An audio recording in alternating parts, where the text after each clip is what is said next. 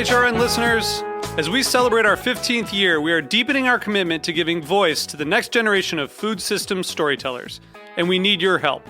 Our internship and fellowship programs help activate new possibilities for underrepresented and underestimated young people through experiential journalism, audio engineering, and production training. Through these unique programs, HRN helps food equity stewards build essential workforce readiness skills that expand their potential and foster economic mobility. Please consider supporting these critical programs. And with a minimum donation, you can be entered to win a dinner for two at an amazing restaurant in one of 8 cities and tickets to a concert at a great venue in one of those cities. We have incredible partners across the country who have donated, as they also share our passion for helping to educate the next generation of food systems storytellers. Check out heritageradionetwork.org/15 to donate and enter to win today. That's heritageradionetwork.org/15 to donate and enter to win today. And make sure you donate before March 31st. Thank you. You're listening to Heritage Radio Network. Since 2009, Heritage Radio Network podcasts have been exploring the wide world of food, beverage, and agriculture. Learn more at heritageradionetwork.org. This episode is brought to you by Wisconsin Cheese. We do more varieties and flavors of cheese than anywhere else on Earth. By pushing the boundaries of what cheese can and should be, find your next favorite cheese at wisconsincheese.com.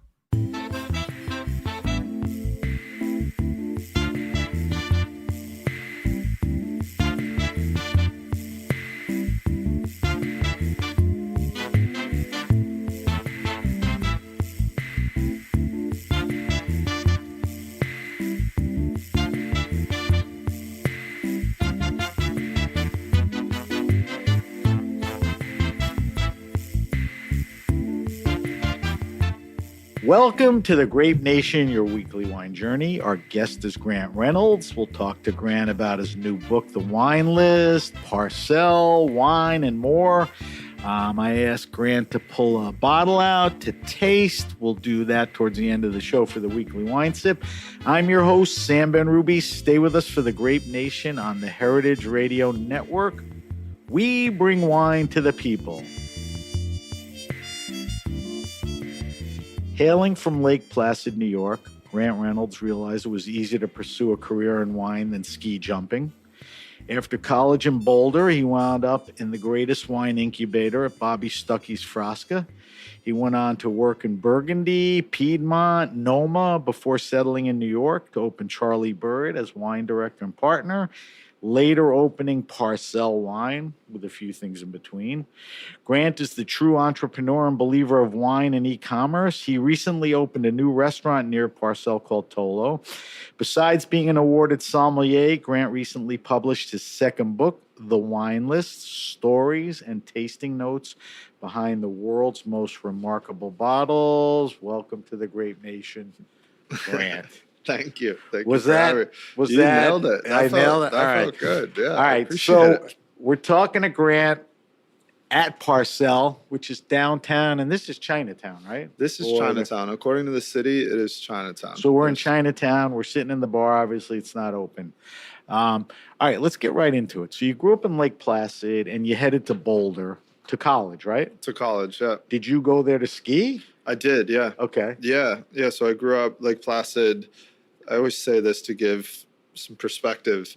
Lake Placid had all 4 years of high school, our basketball team lost every single game because it was a winter sport. And so if you're remotely athletic, you played hockey or skied. So coming out of the public school in Lake Placid, skiing was sort of my only pursuit in life, which led me to Boulder, to CU Boulder, to try to keep the ski thing going, which quickly ended and why left me in restaurants.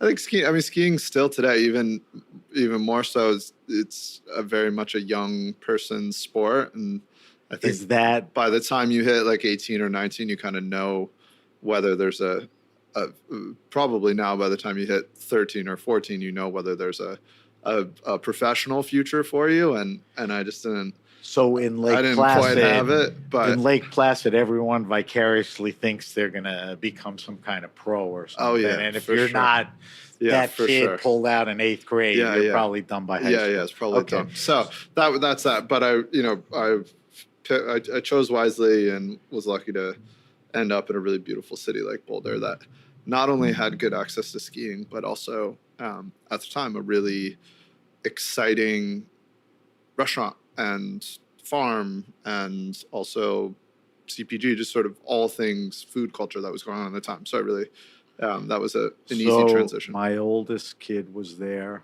probably a couple of years after you. Okay. So very familiar, Yeah. literally, with what you were experiencing. Yeah. From the food culture to Frasca, which was an oasis and all that, which I want to talk about. Yeah. So you were there for college, probably going your late teens. You come out 20, early 20s. You hung around. Yeah, so I started working. Did you start at Frasca at a young age, or you did I stuff in did. between? So I started at Frasca right before I turned 21, and I worked at another restaurant in Boulder called The Kitchen that actually had a really strong education program. That was a Musk, was it? The Kitchen? It is, yeah. Kimball, right? Kimball and his partner Hugo, who is a really just exceptional chef from the River Cafe. And before that, living in Lake Placid, I worked in restaurants my whole life. I have lovely places that are all still open today, but didn't necessarily have a wine culture to them. There's now just starting to be a little bit of a greater wine culture up in Lake Placid, but I'm surprised for the most demand didn't push it, because a lot of money goes up Yeah, there. yeah. There's and actually a knowledgeable wine hotel people. I worked at while in high school, an original Relais Chateau hotel called the Lake Placid Lodge. They also have the Point. They're very much sort of the inspiration. Crazy places. Crazy the Point's place. crazy. Yeah, that Blackberry Farm took. They were kind of early pioneers of great hotels. Are you saying what the Point was doing, Blackberry Farm took that as their inspiration? Absolutely. Okay, Yeah. I didn't realize Sam Bell, rest in peace. Yeah. I met him at Frasca, and he told me those words, so I feel as if I can recite them. Wow. But it was so there. I didn't know at the time, but have gone back and sort of picked through the old Lake Placid Lodge wine list, which had some good cherries on it over the years. So, All right, so we graduated college. We're not skiing as much. We take a job in our early 20s. Yeah. At Frasca. Yeah. Take me on a chronological line without much detail, because we'll Sure. talk about detail, from Frasca to here. Yeah. So Frasca, I met Bobby and his wife while I was working at the kitchen. I think, at the time, a guy named Richard Betts was in Boulder too. Bobby, Richard, also a guy named Brett Zimmerman, all master sommeliers, and frankly, were just easy people to look up to. Both was Richard at Frasca? No, Richard wasn't at Frasca. Richard had just moved from Aspen to Boulder. Okay. And he was starting Sombra. So he wasn't at a restaurant In at the Boulder? time. Sombra was in Boulder? Yep. I think he probably started it while at the Nell still, but he had, sort of started some projects. Right. Richard, I'll give credit, is one of the most creative entrepreneurs, I think, in the wine industry, and a wonderful guy. Was really kind to me early on. But those guys, I was like, oh, cool. There's these, frankly, just good people to be around who are into this wine thing, and easy shoes to follow. And that led me to getting a job at Frasca, which I think Bobby gave me a chance at a pretty early age, because I speak Italian. I did a study abroad program in Italy in high school, which kind of was my in at Frasca without having any necessarily wine experience. And Frasca, I was there for a few years, did everything, leaving there as a sommelier, working with a guy named Matthew Mather, who is just one of the smart, great wine minds, and hospitable and service and everything. Just a wonderful person. But I knew I wanted to get out of Boulder. One of the great things about Frosca, not only from a education standpoint, it's sort of a revolving door of people from other markets coming there. So I feel really fortunate. In a couple of days, I'm going to do a dinner at Quince in San Francisco. I first met Mike Tusk at Frosca. My now best friend and partner in Charlie Bird, Robert Bohr, I met at Frosca. There was all these connections that came out of Frosca, which made it really easy for me to go other places and have a foot in the door, so to speak. So I left Frosca. I was 24 at the time, and I worked at Domaine Dujac just picking grapes for a few weeks, which was really fun. That was 2012, a rainy, wet, quick harvest, but a really wonderful experience, and made some great friends while there. Jeremy and Diana and the whole CES team, but also some other people were there too. Who hooked that up for you? That probably came through Bobby, yeah, okay. and just on email with Jeremy. And then while there, I sent like a cold email to Noma, just saying, I had done it before. I did a study abroad in Rome and worked at Rocholi, and sort of my pitch was like, you don't have to pay me, like a stage but thing, exactly, and but I want to work. If you can pay me, great, but essentially like feed me and let me taste some wine and do it. So I did that at Rocholi for a couple months one summer, and that was sort of my pitch to Noma, and I ended up being at Noma for a little over 2-3 months. Wow. Probably. So had a really great experience there. How far along were they? How long were they open? They were in the old space. A few years or more? Yeah, a few years for sure. They had already won Best And they didn't Restaurant pay in the you world. because they were notorious for not paying people. No, they were super generous with me. Were? I gotta Okay. say, yeah, I have nothing. I was very much like there for my, I don't think I added anything to the experience of Noma other than maybe Right. being a body on the floor, filling up water and pouring coffee. But it really, the wine director at the time, Mas, was, I came from, at that point, a very traditional wine background. Bobby, being adventurous in the regions he represents. But at the time, natural wine hadn't really, I think, matured to the point, both in terms of what was accessible here in the Right. US. So there's definitely like a lot of stigma around it. And I feel like my time at Noma, really just asking Mas questions, and his palate, it gave me a perspective of natural wine to where it wasn't all just like flawed, messed up wine, Right. but really, I think they were totally on the cutting edge of really doing the work of understanding the producers who you would qualify as natural producers, but weren't necessarily natural just for the title of it, but really philosophically And doing that the right was thing. years ago, That was a where long the time ago. understanding and acceptance is different than now. Yeah, it's much different And now. quality, And consistency. quality, I think, producers. Was it a natural, pretty much only wine list? Oh, How- fully. yeah. I remember he had like 3 bottles of Dom Perignon 96 Rosé in the cellar that he refused to put on the wine list. and yeah, it was really at that point had converted to be fully natural. And frankly, those wines really made sense with the food Right. at the time, which was, at that point they were full on into Nordic ingredients and Foraging cuisines. and Yeah, exactly. But so that was just a fun short stint. I thought about staying there, but I was broke, and like really, really broke.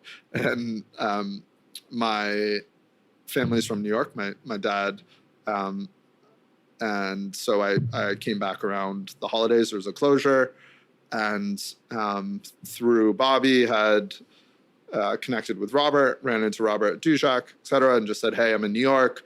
And at the time, Robert very much was, and who I got to know later, Ned Benedict, rest in peace. For me, they were the connectors of many restaurants to wine directors and to sommeliers. Meaning, I feel like they were They were both two restaurants. I mean, did Ned no, they work? didn't have. They weren't in No, restaurants but at the didn't time. Ned work at like Boulay? Yeah, and, exactly. So Robert I think was at Veritas. many people Yeah. got the jobs that they got through Ned and Robert saying, "Hey, this is a good person," and do it. So I knew he was the guy to call. And at the time, I was interviewing in at restaurants that weren't like Charlie Bird. So the three places were at the time Per Se, Danielle, and 11 Madison Park. And Robert, said, "Hey, this is a totally different direction, but I'm opening up a restaurant, and we'll be open in a few months. If you want to, help me do that, then that opportunity is there for you. I'll keep you busy in the meantime." And I had become really close, and still am, with Rajat Par, who I knew he was in Boulder a lot at the time, doing different wine dinners, and he's just an old friend of Bobby's, so I got to know him, and he was really someone who I really confided in terms of, "Hey, what should I do? I just want to taste wine, etc." And he was like, "Cool, if you want to taste wine, you got to be in New York, and that's like, you just need to taste old wine." And the only place to really get access to old wine in America at the time was New York, San Francisco a little bit too at the point. But so I was like, okay, that's what you say. I'm gonna, New York's really easy for me to go to, and so I ended up in New York, and right place, right time. Wait, was Raj Saming then, or he was RN74 was still open. Okay, but Raj was doing both winemaking and RN was still open. But so you come to Charlie. So I come to Charlie Bird. That's 2013. Charlie Bird opened. And I have never left New York since. We're 2024 now. So so you do Charlie Bird like head down hard. Head down hard, yeah. We worked really worked hard. You guys opened a few other places. Yeah, so we or no? Charlie Bird, and then we did Pasquale Jones, and then after that, we did a restaurant called Legacy Records. Were you involved? I was involved, yeah. Okay. So was Arvid around then? Arvid was. So Arvid really came over from Europe. Robert is a very convincing person, but he, Arvid came. He worked with us at Charlie Bird for a little while, and the idea was that he would come and be our partner and really oversee Legacy Records. And of course, giant restaurants take time, so he ended up being at Charlie Bird for a little bit longer. The fact that he won Best Sommelier in the World while sommelier at Charlie Bird still cracks me up. Charlie Bird cannot take any credit for his hard work because he had done all of that before he showed up. But I think it was a good, a very fun, easy place to work, and back then a lot of great wine was rolling through the door. So Arvid, and then when does so you get Legacy open? So you get Legacy open, big, space, giant upstairs. space, yeah. But there's also a retail store, exactly, by the same name of where we're sitting. How does that come about? Yeah, so Legacy is in a new building, way west in way Midtown. West, 38th. I drove by it today. Well, dropping my car off to be serviced, and in this huge, call it 15,000 square foot development that we were a part of. It's much larger building, but we had 2 floors that we were really a part of, both in terms of, and we worked on it for years before it opened. The idea was there was sort of activations from a food and beverage standpoint throughout this whole space, but there was this one little corner that they had blocked off for an independent retail lease. And so, we said, hey, I'll take that and try to get a retail license. It's a tiny space. It's 200 square feet. You need retail and liquor? license, or they're the same? Retail license is what allows people to come in and take a bottle and leave from it. It's From called a an restaurant or in general? No, from a wine shop, liquor shop, Okay. etc. It's really hard to acquire a new one, and so our concession was that we're only serving wine. We're only going to sell wine, and that was a pretty easy case for us to make given our background, and so we got a retail license there, and through Ned, I knew her, but met Christine Collado, who still works with us. She's been on the today, show. so she was very much the. Wait, she still works with you? Yeah. I thought she's out in. No, she's in Brooklyn, right? She lives in Brooklyn. Yeah, but yeah, I'm she's yeah. here. I was on the phone with her Right, I'm thinking of first someone thing else. Monday morning. Yeah, she's It's been on the show. My first phone call. She's the best. But she through Ned actually, she was leaving Brooklyn Fair and looking to do something not in restaurants, and so she came on to help us open up Parcel, and because it was such a small space, our vision from day one was always to be a primary delivery service. I had no idea like what it would take to do that and how hard it would be to get it going, but we started that, and that was, and we really got the ball rolling in call it January 2019, and then at the time. Wait, you said delivery? You looked at it as a place to We knew it build was- up, to shoot wine out, than to rely on walk-in. Exactly. And I mentioned in the intro, e-commerce is Yep. something you embraced. Was that part of the? Yeah, it was a You big know- part of it. And the reason was the neighborhood's still today really challenging from a foot traffic standpoint. And so we knew that, hey, let's sort of bring the wine to people, which very much existed. Wine shops have been delivering, but we knew that we had to build a business model that was the primary source for. So what is that? Is it an online site? Yeah. Is it capturing emails? So it's online. I mean, site. how are you? It's a lot of email marketing, a lot of one-to-one sales. So a regular who we know what they like and they can hit us up, and but it really started out as a website. So the idea was website. We had a very early partnership with Caviar, which we no longer have, but we were very much their sort of pilot for alcohol delivery. And then they got acquired and we got kicked to the side. Thank you, Square. But the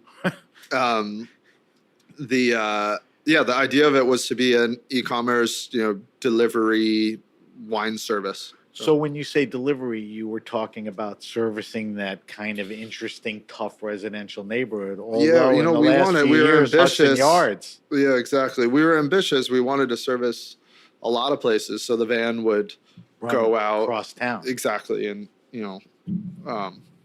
we had a whole bunch of ideas in terms of how to get wine to people on demand, so to speak. But now we ship and deliver almost everywhere nationally, and it is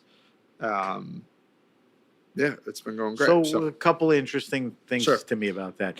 It's a small place. Obviously, you're curating, a very specific selection. Yeah. Are you providing your customers with access to stuff that other people weren't getting? Robert has, or Grand Cru has connections, or clients that a lot of people. Oh, sure. Yeah, I mean, we buy from all the wholesalers. We buy from,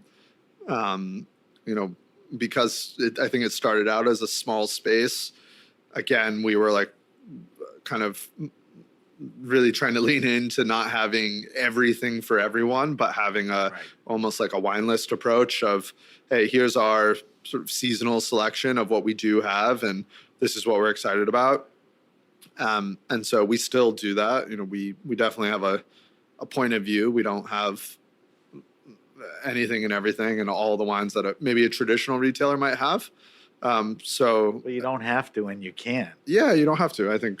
And that's just our, that's what we So do. the business primarily is shipping online? Shipping online, yeah. And, I think we were really all over fortunate. the country now? All over the country. We were really fortunate when COVID did happen to have Right. the delivery infrastructure and have a website. It was up and running by we then. were already up and running. We had a team. We were ready to go. So Did winemakers, like not specifically, but take a guy like Raj Par who's making wine Sure. or something. He says, listen, no restaurants are buying, can we push some of this in? And did Yeah. that happen? Or yeah, I mean, I think my understanding is that there was sort of there's of course this terrible time of which nobody knew what was going on, right? Right. And I think, at the end of the day, the majority of winemakers would rather see their wine in a restaurant than their wine on a retail shelf. Why? Because a restaurant, you have, in theory, somebody representing it and it's being serviced well and all these things, right? But there's also just a very long-standing tradition of winemakers to restaurants. So I think what happened is retail really took off. Restaurants obviously quieted down. And I think there, from what my understanding is, and I don't have any like data to back this up, is that it was a pretty even balance for winemakers, for wholesalers, to really be able to keep depletions going in the same way that they had before. I think. Right. Probably not for everyone, Right. but I think Probably for, right. for the right people, more people were drinking at home during COVID, etc. Now that has kind of course corrected itself, right? And restaurants, thank God, in New York, the are- openings in the last 2 years are nuts, right? yeah, the openings, Which and is nice. It's great. It's great. It's really, really great. And I think, also many importers have really done great work in terms of supporting producers and finding new producers and doing all that. And we're, really at the mercy of them being on the ground and finding new products to introduce us to, that we then, sell to consumers. I that's agree what- with that. I mean, we're not going to name people, but there's more than a handful of people that have been around and have emerged, whether it's German wine, Yeah, of course. or, natural and all that are really prominent now and important Yeah, to those regions and to all of that. yeah, yeah. All right, so let's finish the chronological line. You have So, Parcel, we have the wine Parcel. store. We're sitting in Parcel, the Yeah, wine exactly. bar. So I, ended up leaving Delicious Hospitality Group in 2020. Just deciding to try to focus my energy on one business, one Do you thing. retain Parcel, the retail store? I retained Parcel. It's I split that off and just focus on that. All right. So now we're in the summer of 2020. Which is COVID summer. Which is COVID summer, correct. We are super scrappy, trying new things, delivery in the Hamptons, blah, blah, blah. We're all over the place.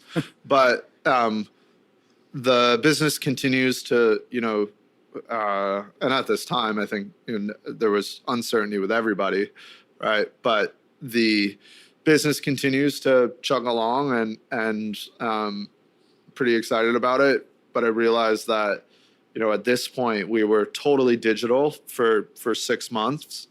And I felt like there was an opportunity for us, given my experience, given Christine's experience too, to try to do something that is a brick and mortar version of what we want Parcel to be. So we ended up renting this space essentially as a pop-up. And that was, August, early September of 2020, which was an incredible time to be in New York. I'll say the energy was amazing and supportive and happy. And it was just a really special time to be here. We did this pop-up. We called it Parcel. And our whole thing was, hey, you know what? In a wine shop, legally, you can't serve wines by the glass. You can't really serve food. you can't do all these things, right? And so I was like, hey, you know what? We really believe wholeheartedly that the best introduction to wine for consumers is in the form of a restaurant. As sommeliers, I think it's the most authentic experience for them to have versus like reading an email, although we write a lot of emails. We think it's important versus reading a book, whatever. But the experience of being well taken care of, sitting down in a restaurant, having a special time with the person across the table from you, and having a great glass of wine, I just believe that cements the quality of wine for people. Agreed. Was the pop-up here or another? No, the pop-up was on Hudson Street. Okay. So we did that, and then, winter of 2020, 2021, COVID got super messy again. So we were lucky to be nimble in that. So the pop-up, we were like, you know what, we're not going to do this like indoor half occupancy thing. We don't need to. It's not really worth our while. We're going to suspend the pop-up for a little while. We did that. And then at that time, it really helped us. Hey, let's now COVID has chilled out a little bit. We have a better sense of the business. Let's really focus back on the e-commerce business and see where we're going with that, while looking at spaces to do a permanent version of Parcel where we're sitting today. We ended up renting an office from our current landlord here. He said, hey, might be a spot that'll work well for you. It's small. It's reasonable. It's you can't have full gas though. It can't be a full restaurant. There's limitations, et cetera, et cetera. And we saw the space. We said, this is great. Let's do it. And what year was that? That was towards the end of 2021. Okay. And then we took the space over. Do you open in 21 or we you opened had to in wait 22. till 22, right? We opened in 22. So we opened in July of 2022 as the first Parcel Wine Bar, which is our version of a tasting room, our brick and mortar. It's a restaurant. It's really just a So this is space. A good segue into Sure. this. I figured you'd be a good guy. There's definitely a cool phenomenon going on in New York and even the rest of the country now. Kind of a new generation of wine bars. Yeah. If you look in New York, there's places like Claude and Four Horsemen. Yep. Newer places, the Wild Air guys just opened Demo. Yeah. Flynn, Gem Wine. Yeah. And you. They have incredible wine. I mean, Yeah. you talked about really what the vision is and incredible food. Yeah. So here's where I'm torn. I mean, is this a wine bar? Is it a restaurant? Yeah, I yeah. know essentially it's both. But I mean, I think when the Four Horsemen opened, they didn't get the notices for food they're getting now. Yeah. And I think the kid from Gem was a cook, and now he's shifting towards wine and food. Yeah. I mean, what are listen, you doing here, and what do you think? Yeah, those are all some of my favorite spots across the board, and I think the reason is that it's really good food and there's good wine lists in a setting that is not formal, right? So if that's what differentiates a wine bar from a restaurant, I'm all for it. No, I would say I think of everything we mentioned. There's no I major think of them all- formality, right? Yeah, I think of them Yeah. all as, frankly, restaurants more so than wine bars. But I think Me too. The notion of the wine bar is important for, and I will say all of us in that group, because you want people to come here knowing that it is a place to drink wine. And I think most restaurants today, still, there's wine is a part of a larger beverage program, right? Now you can get a good cocktail at Claude, at Four Horsemen. I'm not sure at Gem, but the idea of this sort of wine bar restaurant thing is I think we really struggle with it. And people are like, so what is it? It's like, it's a wine bar, but it's really a restaurant. And that is because like saying a tasting room, then it feels sort of too educational. And at the end of the day, we design the space. You'll see there's tables that are at dining height that are really easy to have dinner at. And then there's tables we're sitting at a big table. There's 4 tops. There's low chairs. Then there's low chairs that are a little bit a more wrap around lounge. But on a given night, whatever time you pick, if 8, 9 is the sweet spot. How many people are sitting there just drinking, by the glass or bottles, and how many people are eating and drinking? It's about 50-50. So people are just drinking, and people are. And I think by calling ourselves a wine bar, it allows people to have that experience, and that's what we want. But right? they're like coming in and ripping a few good bottles because they know what's happening. Yeah. They come in and have a good bottle of wine and hang out. But I think there's this sort of unspoken contract between customers and restaurants, and you come in and you have 90 minutes to 2 hours, and you got to order a couple courses. And you got to order wine. But the primary service of that space is food and dining, right? And so take a place like Company. It's not much different than this. The kitchen may even be smaller. I don't know. Maybe. I mean, is the food there as a revenue point? Is it there to complement the wine? Is it to make it full circle the experience? I originally didn't want to do any food here. We wanted and then it evolved into like snacks, and I was like, all right. You got to. And then we have a totally a full menu. So I think it's people will come more frequently if you can have dinner. For us, our ideal experience is somebody walks in, has a glass of wine, is enjoying themselves, and is like, hey, can I stick around for dinner too? Order food, and order food and more wine and go from there. So I think that's it. And I think it's good. It's a great scene, and there's incredible people doing it. Thank you. Grant, we got to take a quick break. When we come back, we're talking to Grant Reynolds. Grant is the proprietor of Parcel, the wine store, Parcel, the restaurant. When we come back, we're going to talk about his new book, The Wine List. So we'll be right back. You're listening to The Grape Nation on the Heritage Radio Network.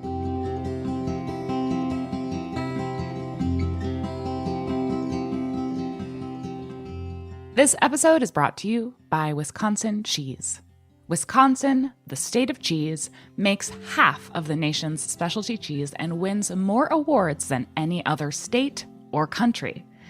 Our heritage and traditions, master cheesemaker program, and the American propensity for innovation all put Wisconsin on the cutting wedge of cheesemaking. With over 600 varieties of cheese to choose from and 5,500 national and international awards and counting, get ready to turn your refrigerator into a trophy case. Enjoying a Wisconsin cheese is basically like winning a gold medal in culinary achievement. Set your mind at cheese. When you bite into a wedge of Wisconsin Wonderful, you know it is made with the ultimate skill and passion possible. Find your next favorite cheese at wisconsincheese.com. All right, we're back. We're back with my guest, Grant Reynolds. Grant, let's talk about the book. Let's talk about the book. Ironically, this is your second book. Your first being How to Drink Wine. You co-wrote it with Chris Stang. Yeah. Chris Stang, wonderful fairly person. prolific guy, co-founder of Infatuation. Your new book, which I want to talk to you about, is The Wine List. I read you the whole long name at the intro and all that. So, to me, it seems like you like to write. I mean, you've written 2 books in not a long period of time in between. Yeah. It's time consuming. It takes you away from certain things. What is it about, all this nonsense that you have to keep on? What is it about writing and writing about wine? I think, for me, in writing the wine list, it was also a way for me to continue reading and researching about wine for myself, which I really enjoyed. Right. So At a different Yeah, just looking level into or older type or- books and connecting the dots in a way that So of you course, jump in and oysters- say, I'm writing a book. Now you do what you have to. So that gives you a discipline to fulfill your interest. And I think, I was doing it. I wrote it on the weekend for a prolonged period of time. How If my long? editor listens to this, she'll not in agreement that I was very late in the delivery of this book. But How late is late? A year? I don't know, probably it was a while. More than a year? No, not more than Okay. a year. Definitely not more than a All year. right. Definitely not more than a year. There was also, to my credit, a very compressed timeline. But Okay. the idea, I just So let's like get the writing. vitals out of the way. Yeah. Finish that sentence. Sure. But, when and why did you decide to write the book? Yeah. I thought After writing another one. after that, But you said you like writing. I like writing. I like doing, just having a hobby, doing something creative that is not the restaurant or e-commerce. Just it's felt like something that I frankly it didn't feel like a chore, but as much as Is that time 'cause well spent. You're so consumed with this that you don't really have other hobbies that No. you make that a hobby? No, I mean, have you're other- I not definitely have you're- other you're- hobbies, but I you're not a listen, I'm scratch lucky- golfer, I'm guessing. No, I'm not a scratch golfer. Definitely not. But I wish I kept up with golf, but I didn't have it in me. But truthfully, I just like writing. I really like the process of it. I like art. I like design. And so for me, it's a way to all try to bring it all together and learn about it and connect with people professionally that otherwise I wouldn't have had the connection to, through publishers, through artists, through researchers. A woman named Becky Cooper, who's a really good friend. She wrote "We Keep the Dead Close." She's one of the smartest people I know. She wrote a chunk of the book as well. The We'll talk about the timelines, format. etc. But I think for me, it was like, hey, if I have the opportunity presented to me to do something like this, I would. So when I would did like you to do it. decide and why this type of book? So this book, for me, part of what I've always loved about wine is beyond the very technical points of winemaking. I really believe there are stories that are either personal to a winemaker or specific to a period of time, or relate to a larger cultural shift that I've always found really interesting. And as early as I've been into wine, I've always, I think maybe because I got into it at such a young age, and I was really, really lucky to have access to older wines, I had this habit of trying to understand what else was going on in the world during that year. So both from a weather perspective, to understand, hey, somebody says this is a good vintage. What is that really? Why? Is it just from taste? But what happened to make it, be a good or bad or, terrible vintage? So doing that research was just something that I always really connected with most. And then, you open the book yeah, isolating or talking specifically about the word vintage. yeah, And that sort of sets the table, for where you're going. Definitely. You say, and you were getting into it, I want you to get into more. It's sort of like a time capsule. yeah. So you're drinking this cool wine at Frasca and you're like, okay, this is a cool wine. I need to know more. Exactly. So now you get into the vintage, which is climate, Everything. Go ahead. Yeah.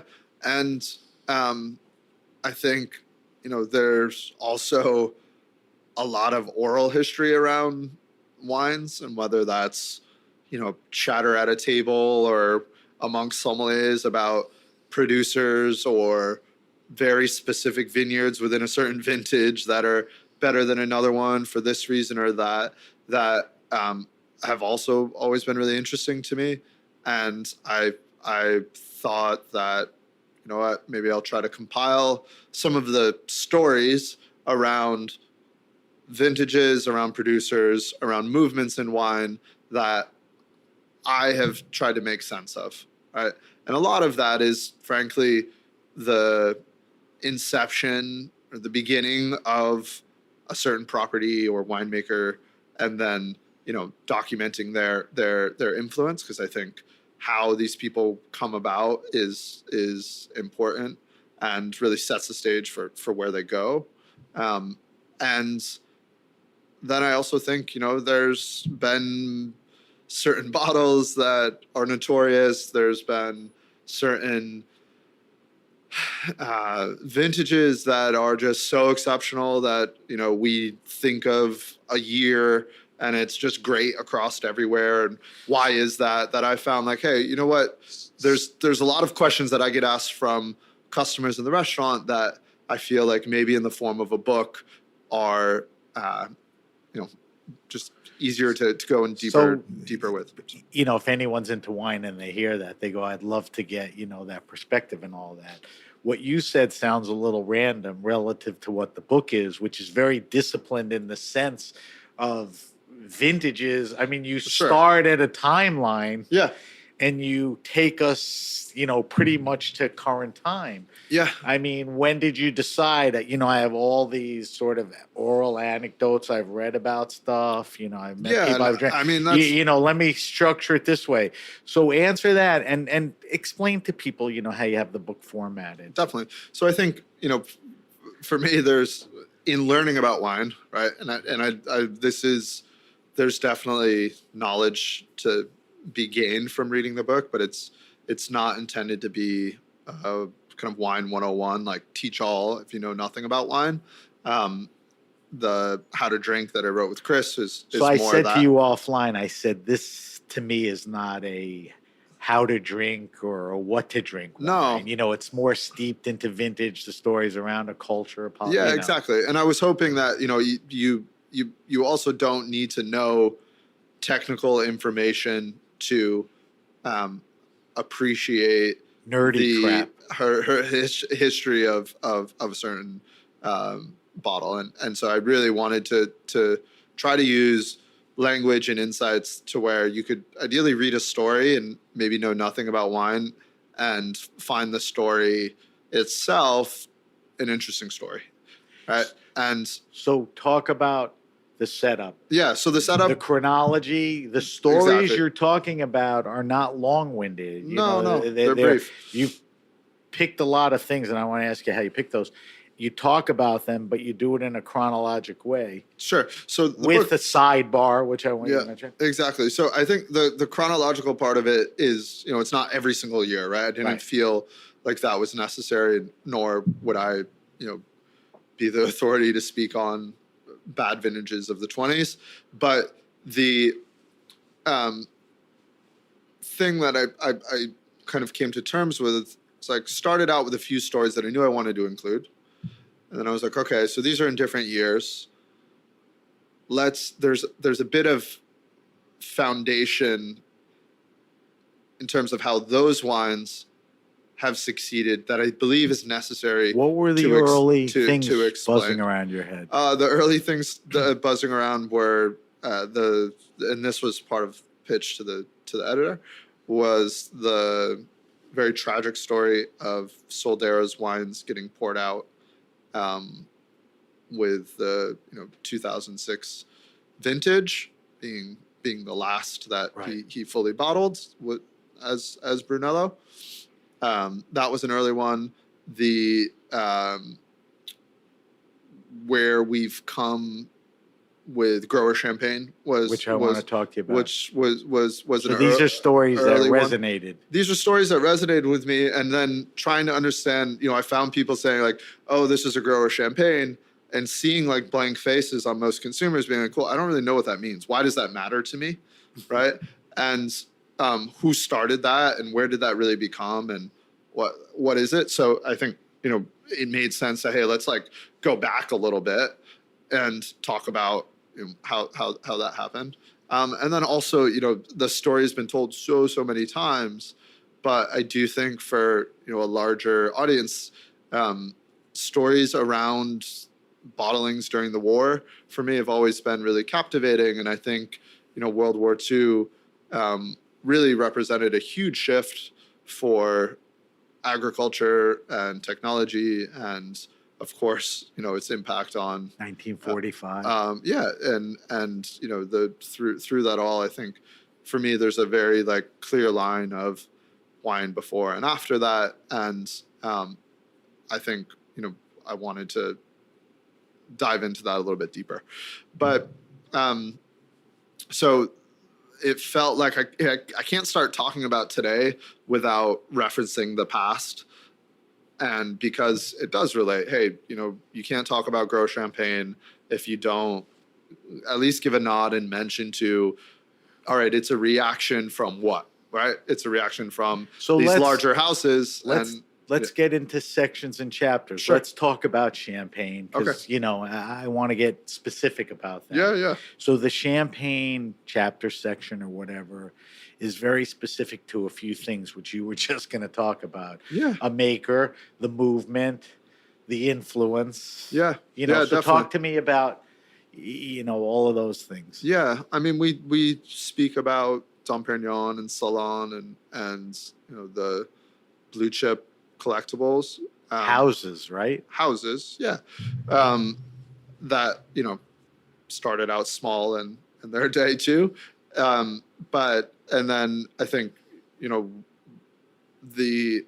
I remember, and it still happens, for a long time, every new grower champagne that I would get introduced to, it felt like there was some nod to Salos, whether they interned at Salos, worked with Salos. You have to go back. You have to do two things. You have to talk about when Salos came on the scene, about what year was that? Mid-late 80s. Yep.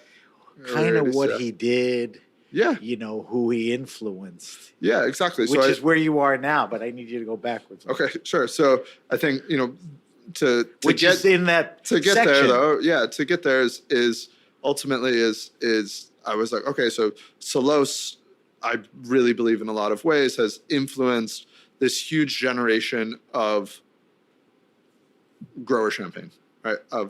And who all now have their own successes, right? But Salos being, the one to really devote himself to the craft of grower champagne, meaning, of course, farming and producing it yourself.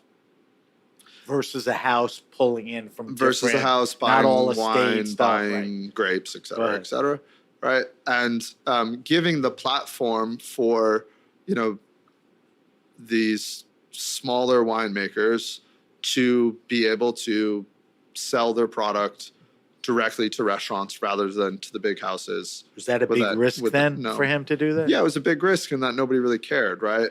And the sales, nowadays it's much easier to be public if you're in, a relatively remote part of France on an international scale than it was back in the 80s, right? So I think it was a huge risk, but he did it, for the purposes of craft and quality and his vision. And of course, there's technical influence that Salos had in terms of winemaking style, in terms of farming that was then learned by others that I believe, not all grower champagne tastes like Salos. Absolutely not. Still why? Because a very singular wine. It's oxidative, or how do you describe it? I think yes, the nutty oxidative style of Salos is very specific. There's also, if you have older Salos, it's not as oxidative as the wine, and also some of the single vineyards and stuff that they put out now aren't substance, et cetera. So I feel like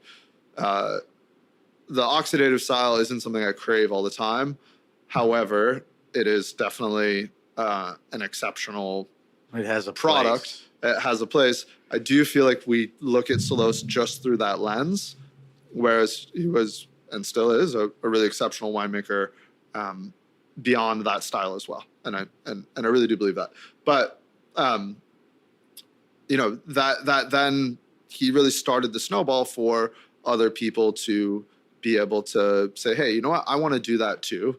And now that has led us to this, frankly, huge time to where there's so much champagne and so many different producers and so many different styles and so much experimentation, which I believe champagne really allows producers to experiment inherently through its process.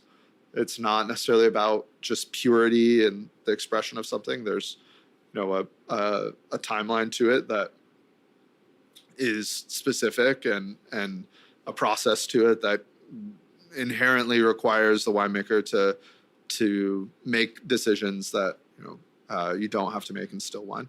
Right. So I think that for me it was like backtracking. Hey, right now we're in this explosive moment of champagne to where you go to many restaurants and you don't see the big names anymore. Why is that? And how did that happen? Chronologically speaking, going back to, all right, cool, this is how it happened. Right? This was, let's give credit to someone if we must for being the first person to at least really do it with a lot of success. And then that, has led us to a point now to where we have, of course, really exceptional champagne. So there's 3 general blending grapes in champagne: Chardonnay, Pinot Noir, Pinot Meunier. Yeah. You talk about it later in the book. Yeah. How, I'm pretty sure it wasn't used as much and there wasn't a lot of Pinot Meunier only champagnes. Yeah. How has that changed? Yeah. So I think,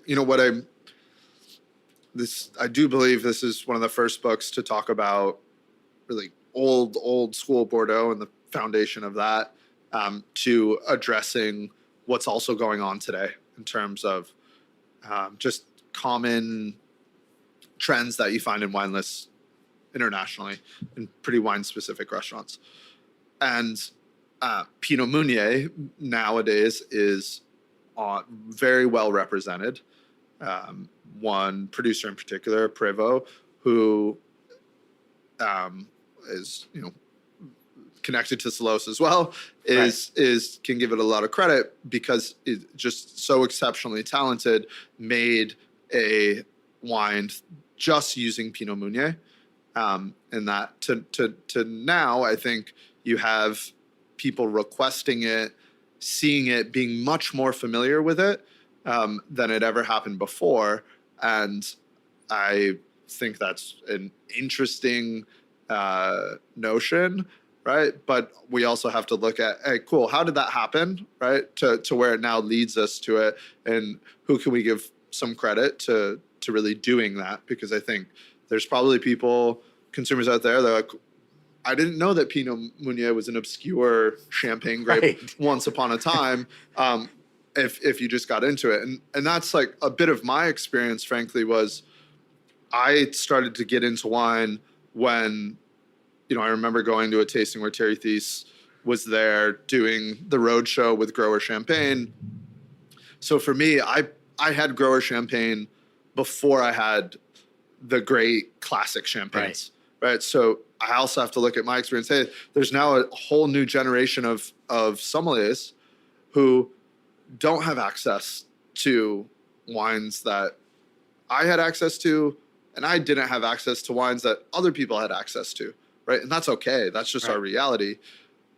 But how do we, maybe like connect the dots of, hey, these are the shoulders that some of the trends of today are really standing on. And I thought that's the goal of this book. That's the goal of the wine list. Is to give us a little bit of context. Hey, you might see Grower Champagne, you might see orange wine, you might see these producers of Burgundy that are new and in a different price point. Let's talk about how did that happen? Yeah. So to stay on trend, as far as a trend, orange wine has been a thing for a little bit now. Sure.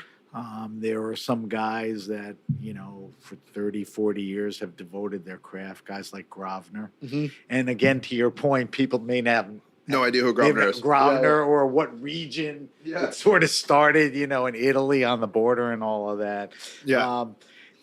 So that aside, the wine is still resonating with people. For why, sure. Why? How did that thing come out of? Yeah, I think I've learned a lot about orange wine in the last 2 years from a consumer standpoint, Just talking, absorbing, listening. Yeah, exactly. So my experience with orange wine was at Frosca, which is a restaurant based on Friuli, where Grosvenor, Zitterich, et cetera, really came from, right? Grosvenor being, I think, the first to commercialize the style of orange wine again, right, in contemporary times, as it's a style that has been made for a very long time. He will tell you that as well. The amount of orange wine that, to give some insight, when we first opened Charlie Bird, it was when the rosé boom was happening, right? And now I think within certain demographics, there's more orange wine being consumed than rosé, and it's being consumed in a similar way to rosé in terms of inexpensive, by the glass, just everyday drinking type product, right? And that is something that I didn't know up until a couple of years ago. We opened Parcel in a neighborhood that has a younger demographic within it. And orange wine last year was the wine we sold the most of by the glass. To give you an idea, at Charlie Bird, we sold almost no orange wine. That's how quickly it's changed and how quickly it's become popular. I'm for it, although I'm not one. But it becomes popular because it's a thing, right? Yeah, Not it's a thing, but necessarily because of the history. And I think or do people understand that it's a skin how did it get orange? But I mean, listen, I'm of the mindset that natural wine, orange wine, whatever, right? If that is the gateway for people to then get into other wines, I'm all about it. Now, do I drink a ton of orange wine myself? No. Sometimes I would crave it if it's really hot outside and I'm having a certain type of food. Are people drinking it all year round? Oh yeah, for sure. Yeah, but more than rosé. Oh yeah, it crushed rosé for us here, and I don't think that's happening everywhere, right? But it is happening. We just did a wine list at an airport lounge, and we put a orange wine on there. Killing it. Well, I don't know. I don't know the depletions yet, but it was like that would have never happened. Oh, right. The 5 years, but the fact that it on there, cool, we can. Yeah. We probably should do this because there's so much demand for it. So yeah, I think my expectation isn't that everybody should know about Grosvenor if you're just having a glass of orange wine, but I do think if you look at it, you're like, cool, what like. How did this happen? You took the time, which is a theme of the book. Yeah, is like, how did this happen, and what started orange wine, right? Or didn't the Sutters invent it in Napa when they left the white wine on the skins too long? I don't know that it's story, not a dissimilar story. Okay, people will kill me for bringing it up, but it's a stupid story why that pink Zinfandel or whatever came about. I guess that's true. Yeah, right. But I think. Yeah, that was it. And the reality is it's I don't see it going anywhere anytime soon. No, maybe it'll certainly be a trend. But is there a lot of crap out there? Yeah, there's a ton of bad orange wine. I think for me, the biggest disclaimer on natural wine, and a winemaker friend once said this, it's like there are natural, quote unquote, wines that market themselves as natural wines out there that aren't farming organically, that probably have a whole bunch of sulfur. That are really just riding the wave, and I think it's dangerous. Food is like that too. They slap natural on a bar. Yeah, exactly. It's terrible. So I think there's a lot of stuff that tastes bad, and then there's also a lot of stuff that's just poorly made.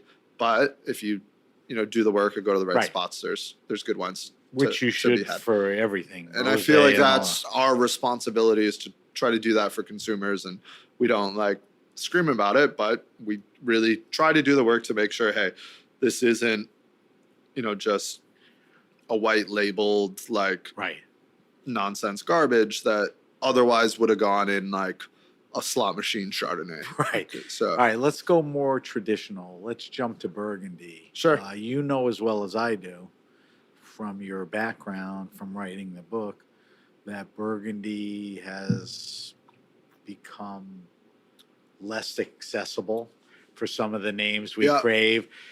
Extraordinarily expensive. Yeah. There's this whole, I don't know if elitism is the right word, whether it's these expensive dinners, fairs, auctions where the bottle prices are through the roof. Yeah. So the average guy ain't touching that. Yeah. But one of the nice things you do in the book, you talk a lot about, traditional Burgundies. Yeah, of course. But tell me about the chapter where it's really focused on the new producers and what they're making, which kind of answers the accessibility or quality issue, that I initially brought up. Yeah. No, I think it's a really exciting time in Burgundy. I was there.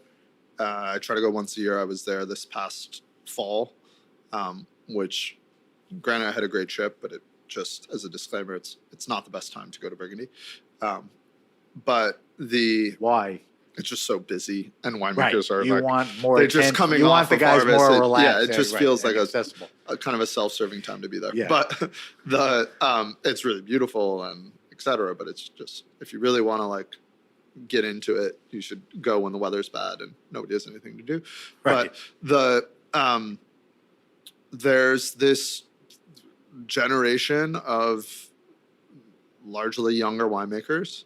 Some are winemakers who are, I believe, getting recognized within this generation, but maybe have been doing it in the sort of outskirts of the prime part of Burgundy for a long time.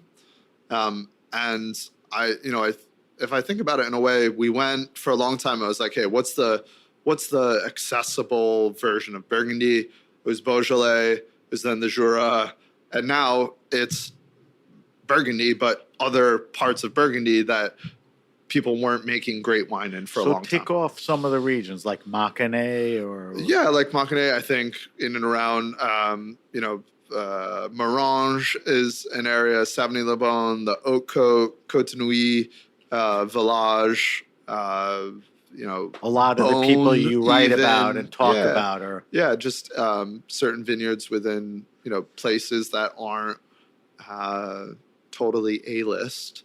So younger people might have access to those grapes and to those contracts. I don't think most of them aren't necessarily buying land. Maybe they're buying a little plot here and there, but it's a pretty cool time for it.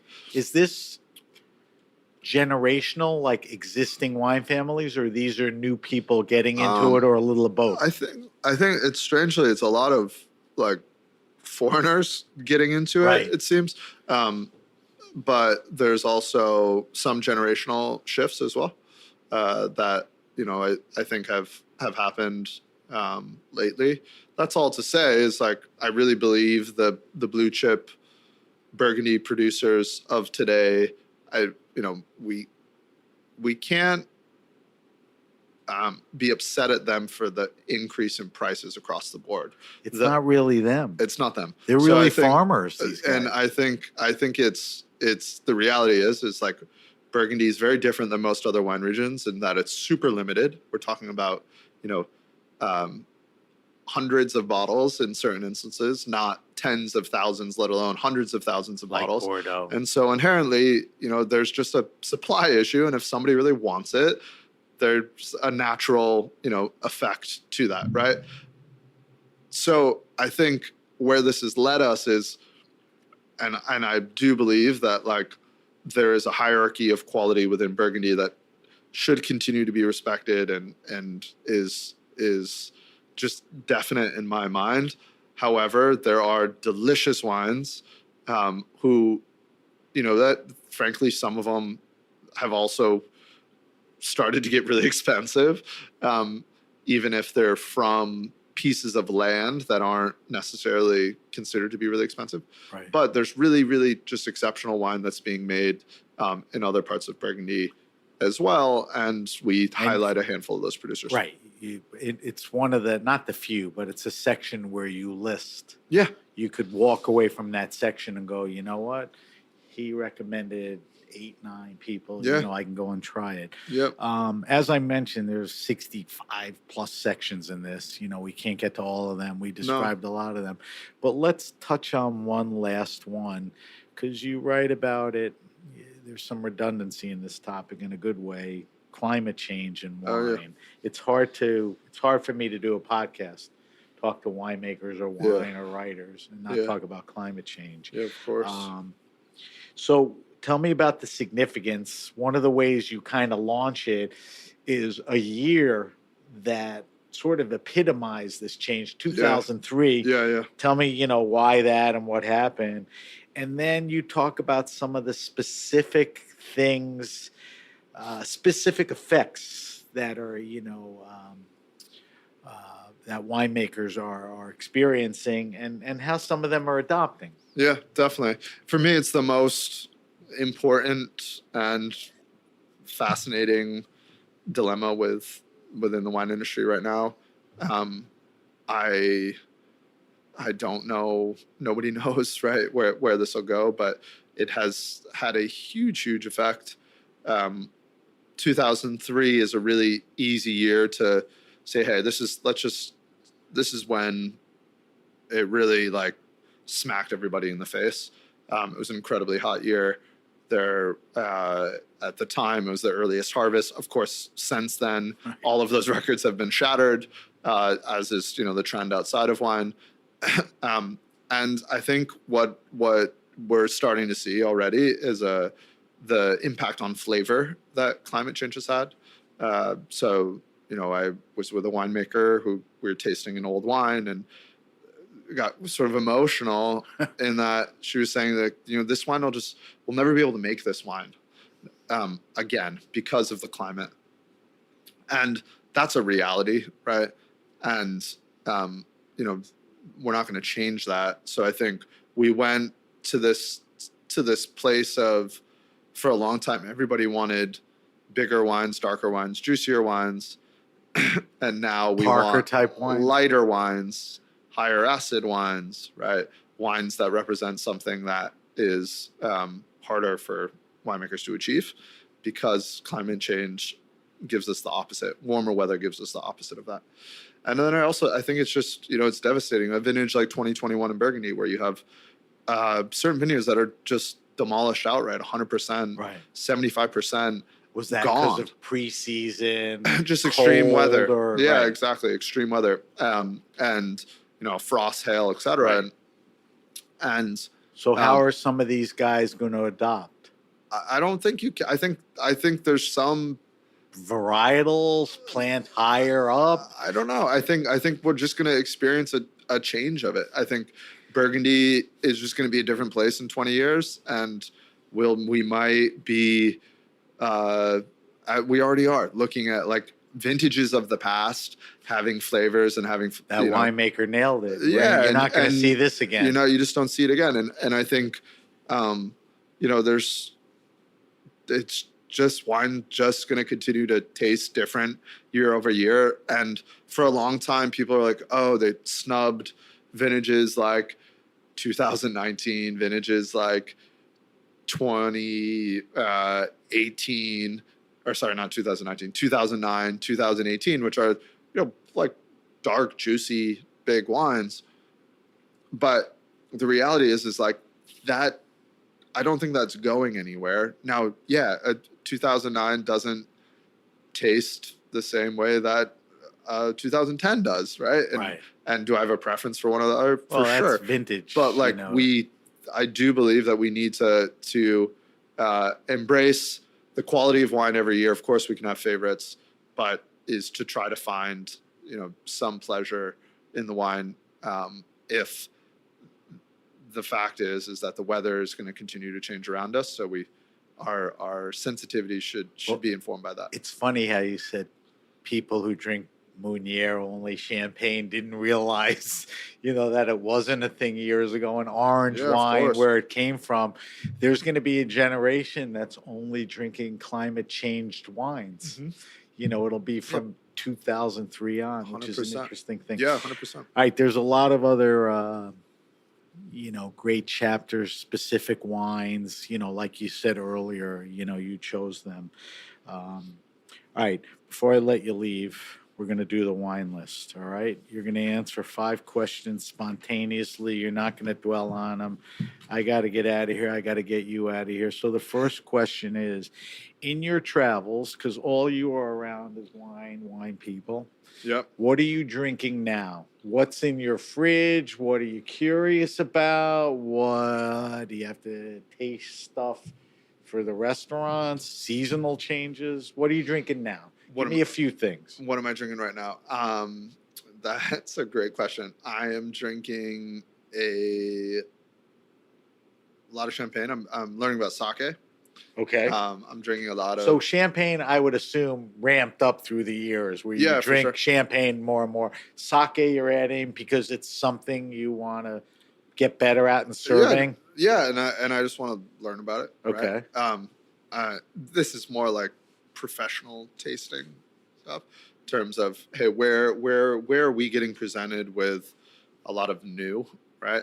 And I think those are, those areas are really interesting, because if I'm sitting down at dinner and drinking something for not as a professional but just as a wine drinker and wine consumer, I'm quite staid in what I enjoy, so I tend to drink the same thing. Okay. Time Not surprised and time again, only because whatever. If I'm sitting down, I want to ensure that I really enjoy it. No, I get that. I leave the exploration you get only so many shots. You want to do it right most of the time, during the day. So I hate to be like, I just, all right, try to drink a lot of Burgundy and go from there. But the wines that I think, we're really seeing a lot of are, still today, there's a ton of new champagne producers coming out. There's a few sake portfolios that are really exciting. And, frankly, it's just something I know absolutely nothing about. Well, but in time, it's happening. And that's and always Burgundy. All right, second question, goofiest one of the batch, favorite wine and food pairing. Not what you think a good one is, but what you like. And obviously, it's not something you eat that often. What do I really love? Food and wine pairing. I will. And we have a rule: you can't say champagne and oysters on this show. No, that's fine. I really like, let's say. What works? Yeah, I think for me, so like crab leg, shrimp cocktail, and a lighter, younger style of white Burgundy is something I will always crave. So nobody's ever given me that one. Okay. So I like that. All right. So crab legs. Crab legs. That's because you're a fancy guy. Anything I get that. crab. Oh and yeah. Then, if you're. Then get specific here. Give me a producer or a region on the white Burgundy. That makes sense for that. That makes sense for that for that style. I think some of the kind of saltier style of white Burgundy and Chablis that's coming around, but. So say the white wines are Aligoté of Chantreve, for example, if you have that. Great with producer. A kind of umami laden crab dish, you're feeling really good about yourself. So. What if you're not a big baller like you? Would Muscadet work with that? Yeah. Okay. Yeah. Listen, right, Aligoté is not. Yeah, no, I know. And I want people to realize that Aligoté is one of the regions we talked about being sort of on the outskirts with great producers. Mm-hmm. All right. I didn't mention we post all these. People like to hear what people who do this for a living are drinking. I'm sure you get out and about, but not as much because you get stuck here. But I want you to tell me favorite wine restaurant and or bars. And we talked about a bunch earlier. Oh, man, it's and hard to not just repeat. But I want to say that you're not doing a ranked list. You're not doing a complete list. I just want you to throw out a few places that do it well. And if it's repetitive of what we said, fine. Because I don't want people coming up to you and saying, hey, I heard that podcast. How come you didn't mention me? Oh, yeah. Because the guy who interviewed you said you're not going to mention everyone. But who does it right? I'll say you do it right here. Oh, thank you. We talked about, the food, the thought to the food. You have a real chef. the wine selection, the vibe, the knowledge. If one of the people sitting here asks your people, hey, what's going on with this? They can answer that. Yeah. Who else is doing that? Well, on Friday night, I went out with my girlfriend and 2 friends, and we tried to get into Four Horsemen and Claude, and we got a table at Claude, so we went to Claude. But if that's any testament, I think those are for me, 2 of the most exciting restaurants. I think the food at the Nortwick is really exceptional, and a huge wine list there too, run by Cedric. From 11 really, Madison. Really, really great. King is still, and these are all New York centric places.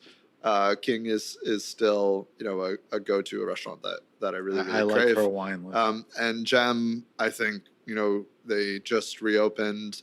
I think Flynn is just someone who's, from a culinary perspective, is really on top of it right now and making really exceptional food. And there's usually a handful of producers that I don't know there more. Which is the best, right? Which is always fun. So you can try some stuff out there. But All right, so say no more. Those are all good ones. that's good. All right. And that's not your ranked list. Those are just some of the things. Sure. Yeah. Inevitably they'll be New York because you spend most of the time here, and some are kind of neighborhoody.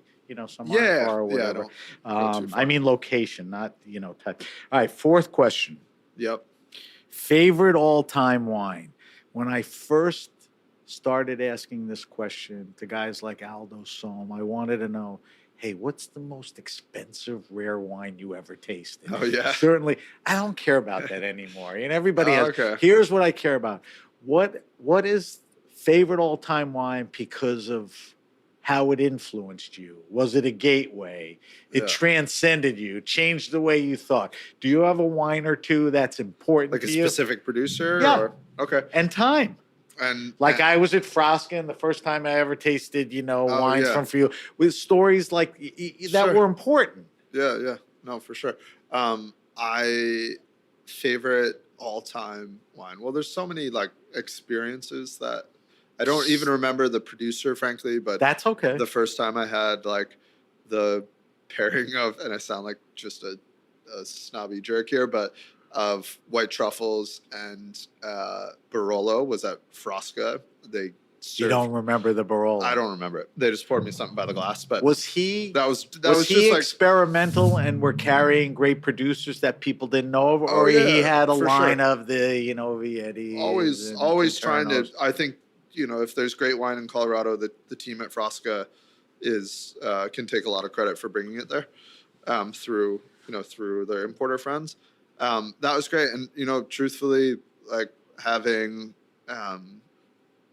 the wines of Jean-Louis Chave continually, it's just such an impressive history. The people who run it today are exceptional. Do you go to I've been the a Northern Rhone? You said you I've go been a to couple times. Burgundy Yeah, at the I've been wrong lucky time. to go a couple times, but for me, there's just great. Yeah. Great. No great, argument there. No argument. Wines there of many different vintages that I always find myself craving and have a lot of fond memories around drinking a good bottle of Chave. Well, one is a producer that historically and recently you can't go wrong with vintages For sure. and different wines. The other is a region and a type of wine. Piedmont, the food, indigenous truffles, and the Barolo. Yeah, So I just think if you're like, hey, this is where, for me, the dots started those to are connect. good ones. So last question, Yeah. and I want you to, if you can't answer this, no one can, because this is zero straight up in your wheelhouse. Okay. So you got to be good at this. The question is, I want you to recommend to me the best wine retail around 15, 20, 22 bucks. I want a red. I want a white. in those specific categories or just in general? Anything red, anything white. You can give me like Muscadet, the right producer is a good value, right? Okay. That's like a tip off to an answer. Okay. But I want, because this is what you do retail. This is, so my kids are in their late 20s. They can't go to a party with supermarket wine. They can't afford $45 for a gift or a dinner. Yep. So how do you wow at 18, 20? And for white and red? Yep. Okay. So wowing at $18. 20, 22. That range. Yeah. I don't have to. Okay, cool. Yeah. I was like, that's a pretty tight window. Well, that's why you got to figure this out. Yeah, exactly. I think for me, the greatest value in wine right now is from Spain. Okay. I think the white wines from the northwestern part of Spain, so call it Albarino, Godeo, are just really, really exceptional and of really like great value. And I think there's unique characteristics to the wines, but also they serve a purpose of just having a refreshing glass of white wine, which at And thoughtful producers making a bunch of course, them. it's So made that- well. That and wasn't hard. I'm not sweating it. Yeah, Okay. that was good. Any other white suggestion, or I could close the book on that one. Does anything else? And then for me, my like favorite all-time inexpensive white is Fiano di Avellino from Italy. Italy. I think a handful of producers, but for me, that's if I see it on a wine list, and even if I don't know the producer, chances are I'm gonna always enjoy it. It's a little smoky. It's really refreshing. Same deal. So Those are good, good cheap ones. Italian white and Spanish white. It's a good. Now way to go. jump to red. Jump to red. Yeah, red's Red's sometimes a little harder to get into that price range. Red's harder to get into that price range. I do think that again in Spain, but also in the southern part of France. For a long time that was sort of like this ring of fire of kind of darker Grenache based wines. But I think nowadays, a lot of really good value and quality is coming from there. We get presented with a lot of Grenache from Spain and also from southern part of France. So And they that could be gets different. yeah, exactly. A little bit more producer specific, but I think for me, if there's wine from the southern part of France or from Spain, and it's a red, and look for lower alcohol, so call it 14% and under. I would bet on that. So Good ones. I like the varietal. cool. All right, we're wrapping up the show. We're going to do this quickly. Thank you so much. We do a thing called the weekly wine sip. Every week we taste a different wine. Usually Okay. when I have a producer, Oh, it's fun great. to drink his wine. Yeah. When I'm at a restaurant or a retailer, what represents. So I said, Grant, pick a bottle of wine. Tell me what you picked. I picked the 2019 Vietti Castiglione. All right, grab it. All right. Why did you pick this wine? Let me I- say that again. Why did you pick this wine? I picked this wine because I think this is a wine made by a wonderful person. The winery has a long, long history of making great wine, and Italian wine was very much my gateway into wine. I lived in the larger region where Barolo is in Piemonte. So for me, Nebbiolo was, I would say, not Barolo. Nebbiolo was, which is, to get back, a good value to look for, Nebbiolo, was, really just an early wine that I was like, cool, I smell something in this that's not just wine. It reminds me of a certain place. And I think for me, Vietti has just been one of the great winemakers, and the Castiglione from them. Castiglione is a vineyard select area. Castiglione is a sub-region within Barolo. Right. This is a blend of many different single vineyards. In Castiglione. Exactly. Yep. Do they own the vineyards or are they own the contract? vineyards. They own the vineyards. These are all Vietti vineyards. These are Vietti vineyards. Mixed. Yep. Blended, I mean. Farms, blended, etc. And Luca and Elena are just wonderful winemakers. The news is out that they are not involved in Vietti anymore. So I do think that part of, in writing the book is there's these periods of where wineries have their moment and then maybe they get sold off and things change from a quality perspective. I know that the wines will not be as great as So going they forward, once they're were. out? I mean, not consulting or making? I don't want to speak on yet, but it's out there. People can read about it. It's not. I'm not trying to tell that story. Two different things if going forward it's not that. But believe they're out going on to do something else. But so that's all to say. I think Vietti of the 2019 and older Was 19 the cutoff year? era. It's hard to say. I can't. Yeah. Again, I don't Yeah. want to. I'm not a authority of what was going on there. But I would, I think the wines are really So just quickly, exceptional Barolo. and a style of Barolo that's easy to drink The without a lot color of age. is, kind of a purple, translucent, right? It's pretty dark in here too, so it's Yeah.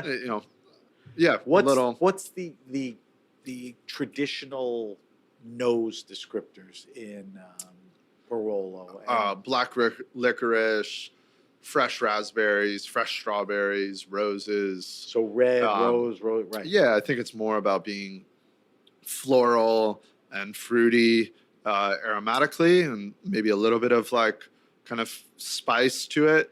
But then palate wise, it is very like savory and bright, and not palate, a savory, bright. Do any of the nose descriptors carry into yeah the for palate? sure. I would say on the palate, the red fruit fruits? is maybe a little bit tartar and lighter than how it presents aromatically. And the mouthfeel is always kind of a medium, right? It's never. I think this wine is, I've had older bottles of Castiglione, but I think for me it's a wine that drinks well young now, so it's not like painfully tannic. Right. It's Right. it's pretty. Does that vary vintage by vintage?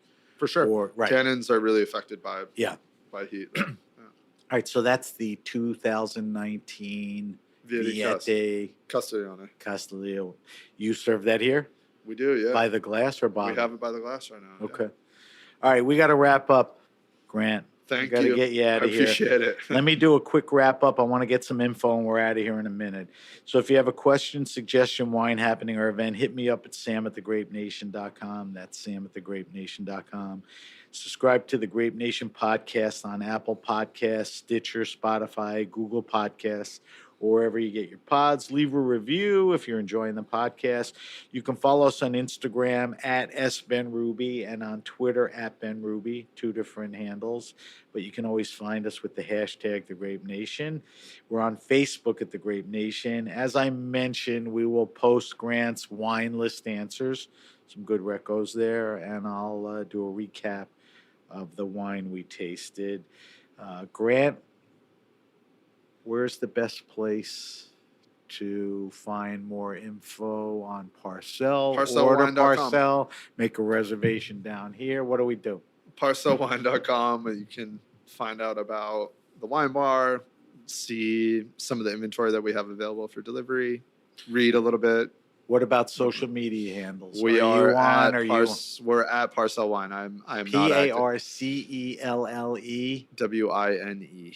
Okay. Yep. And I'm personally is, not active on social media. is that the store and the restaurant? That's everything. Okay. Yep. And then the site. It's parcelwine.com. Okay. All right. I want to Thank you. thank Grant Reynolds for talking about the You're the book, best. which is interesting. Where can we get the book? You can get a Go to your local bookseller. Yeah. If go to you your local can't bookstore, go there, where ask for it. Amazon? They'll get it. Barnes and Noble and Amazon. Yeah. Okay. So that's where you can get the book. Thank you to Grant Reynolds. Thank you to our engineer, Armin, and everyone at the Heritage Radio Network. I'm Sam Ben-Ruby, and you've been listening to The Grape Nation. The Grape Nation is powered by Simplecast. Thanks for listening to Heritage Radio Network. Food radio supported by you. Keep in touch at heritageradionetwork.org/subscribe.